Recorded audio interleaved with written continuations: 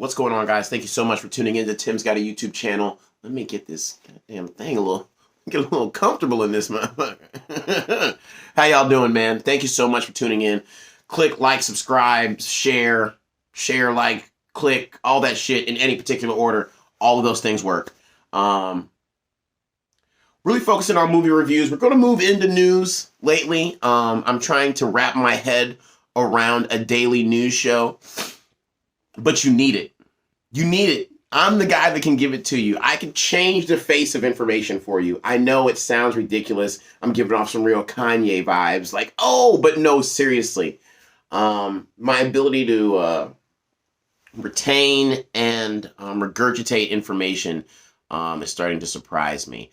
I just have to wake up early enough to fucking get it done. To give a daily news show, you've got to be diligent. You've got to be on time, and you've got to want the story. And I want the joke right now. I don't want the story. So just let me transition. It's coming. I will be your new Trevor Noah. Actually, I'm going to be the new Tim. And you'll be like, oh man, that guy kind of reminds me of Trevor Noah. It's going to be all right. It's going to be all right. These are all dreams and aspirations. And I love doing this kind of stuff because no one's fucking listening. But yes. I've been away a little bit, so we're going to jump right into it. The Oscars were great. Rihanna performed again, I guess, until she has a new baby. She's just performing at random events that have nothing to do with music. I love it. Jimmy Kimmel was funny. Morgan Freeman looked like Morgan Freeman's age. Morgan Freeman got on that stage and I was like, all right, now I get it. That nigga is 252. Like, he's like the Black Dracula. Like, why won't this nigga die? Now, I don't want Morgan Freeman to die. I'm just wondering why it hasn't happened yet, I guess is what I'm saying. But the Oscars were great. Everything All at Once really tore it up. Lionsgate is the film company that produced that. And they just dropped some news that they're going to be in Douglasville on the west side of Atlanta, opening up about 11 stages, coming to boom, boom, boom, blow it up a little bit. But after an Oscars sweep and a lot of credit, you can do that. It's going to be a good time. It's going to be a good time. Banshees of Inisherin, of course, was nominated for everything, didn't win a thing. More of a crowd favorite. Super fun script. Today, we're going to be talking about Creed, though. Creed is it's not an Oscar. It's not an Academy Award winning movie. But that's not why we watch movies. We watch movies for entertainment. We watch movies to make us feel something. You know, you got to watch these stories, and everybody watches a certain kind of story. Some people don't like horror. Some people don't like those slow-ass, Along Came a Spider crime dramas that take fucking 2.5 hours and it's just dialogue after dialogue. It's mostly Morgan Freeman, I want to say. Those boring-ass movies like Michael Clayton, where it's just all about fucking political espionage. That shit is fucking... You got to be a certain type of person. Those are a certain kind of genres that you gotta like. Creed, on the other hand, is just a Michael B. Jordan directorial debut. I mean, the guy's been in movies for a long time. He started off in soap operas, and he's been around film for a long time. And I feel that, especially if I wrote something, he did not write this. This screenplay was written by two young men. I cannot recall their names at the time. But he was the director on it. And the script is great. Right when you don't think that there's another way to do things, they did it another way. It was really, really cool. I do fear that we're going to get into that Rocky, right after Rocky 3, like, right after The Russian. Was that Rocky 2? No. Rocky. We're going. So right after The Russian, like, I don't know, and maybe even after Mr. T. After Mr. T, it was off the rails. We've gone too far with our Rockies. So we're on Creed 3, fucking fantastic movie. Very chiseled men in this movie. I cannot I cannot stress the chisel. My girl was like, I want to go see the Creed movie. And so she bought the tickets, and I got to do better than that. I got to do better. I got to make sure that she doesn't buy the tickets and then get dressed up and put on her good panties. But then I realized she wasn't doing that shit for me. She was doing that shit for Michael Jordan. Can I just say Michael Jordan? Do I have to put the B in there? Is anybody confused that I went to go watch a boxing movie with the goddamn number 23? Do I have to put the B in there? This nigga's got his name copywritten. Got shoes. Ain't played basketball in goddamn 50 years and got shoes. Nigga, please. Whatever. Don't get me on that whole shit. But, great story. His co-star, oh gosh, give me his name. Where is he at? That is going to upset me. Hold on one second. Jonathan Majors. Jonathan Majors, that's his name. Jonathan Majors has been in everything. He's classically trained. He's a fantastic actor.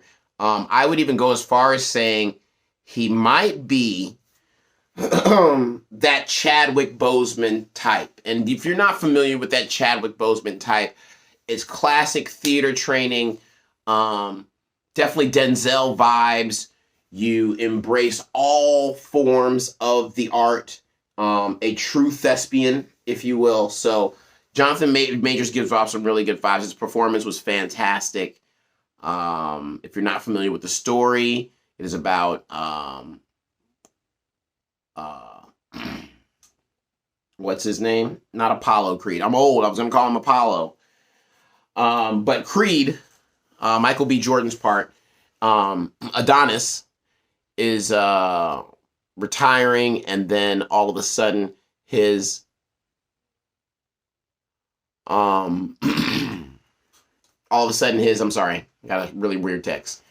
All of a sudden his lifelong friend who went to prison for him has come back and wants a shot at the title.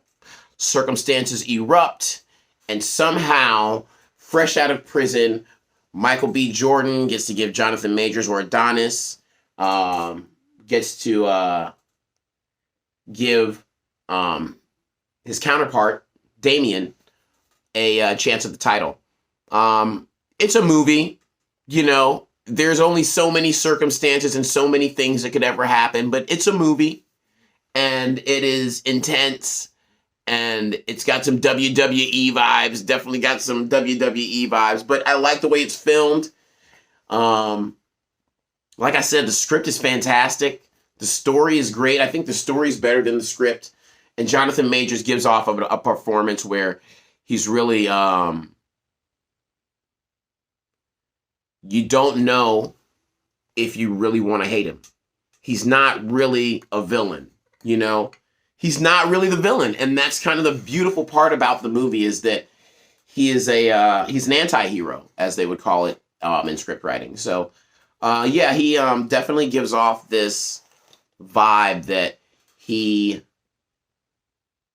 could win. He's definitely going to be in Creed 4. And I don't know what they're going to do in Creed 4. I really don't. I don't know what they're going to do in Creed 4. These niggas done came in with all the muscles. And listen, yes, these are very attractive, black, muscular men, okay? But it's a lot of ass whooping in the movie. Like, everybody's just getting their ass whooped. I mean, it's a boxing movie. It's a boxing movie in Dolby surround sound. Like, you feel those fucking hits, man. I'm telling you. It was not the Skinamax flick my girl thought it was going to be. She done put a good panties on. Who you going to see? Oh, you going to see Michael B. Jordan? Because I got to use the B. Because I can't just say Michael Jordan in the boxing movie. It's a good film. One thing I really loved about it is that, in a lot of boxing movies, they get to this point where there's like this, like I said, all these models are the same, guys. All these models are the same. It's a sports TV model. There's only so many stories you can write. It's all about how you influence them, who's in them, how many muscles you got in them, the timing. And we love sequels. It would appear we love sequels. There's going to be a 10th Fast and the Furious. I'm going to keep talking about that, by the way. I don't know why that's upsetting me, but the 10th Fast and Furious is just, it's too much. It's too much, nigga. So, but it's a boxing movie. I do think it's pretty funny that he has colonized Rocky's, Sylvester Stallone's Rocky, and just kind of made it his own. But as we'll see as these movies come out and as these stories remain the same with different faces and different genders and different considerations, as we'll see these stories as they go along, is that it's all the same, man. It's all them. It's all one story being flipped into another story. It's hard.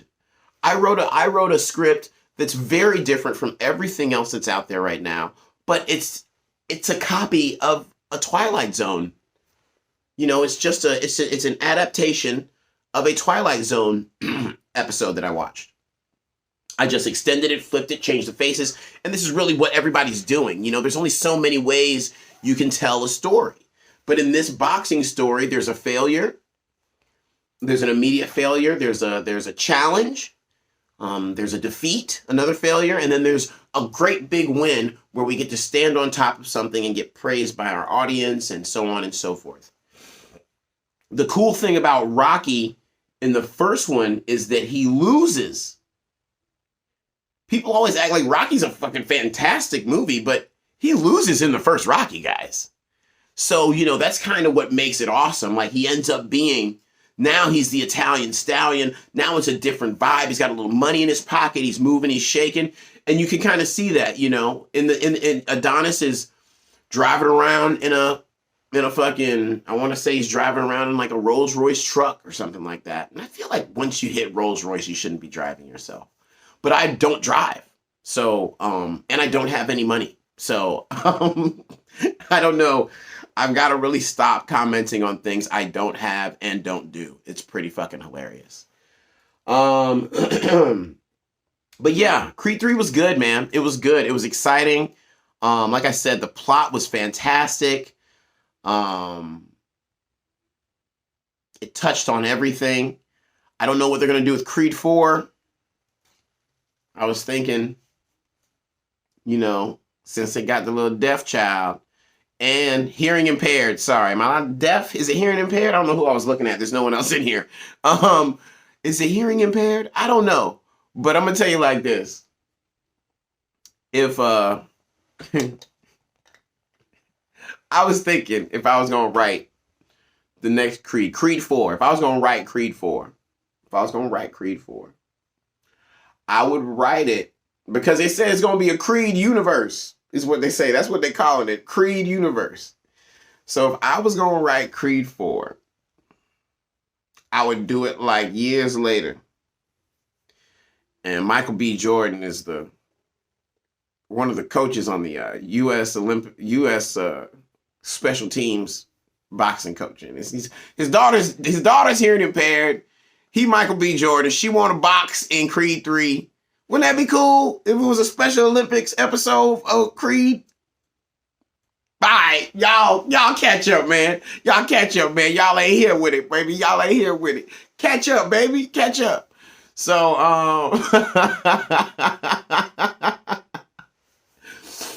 so yeah, that's my idea, but who knows? Go see it, man. It'll be out. It'll be streaming soon. I had to go to the movies to go see it. It was date night. We snuck sandwiches in and drank tequila. I love her so much. She's a really good woman. I got to do better, guys. I got to do better. She's an amazing woman. I got to do better. But yeah, man, Creed is not bad. It's awesome. It's a fucking boxing movie, man. It's hard hit. It's well shot. Like I was saying before, you don't get that pattern of that walking all the way through round by round. There's a real dramatic, very emotional scene. They're not the movie isn't really about boxing. And that's why it's so good, is because it's not There's a lot of boxing. Niggas in there getting their ass whooped now. Don't get it twisted. People are in there getting their ass whooped. But it is not a boxing movie. It is very much so an emotional movie. It is a movie about friendship, and it is a movie about owning up to things. You know, it's a movie about fucking rekindling friendship, fucking regret. It's all that shit, man. It's mad emotional. It's mad emotional in a fantastic way.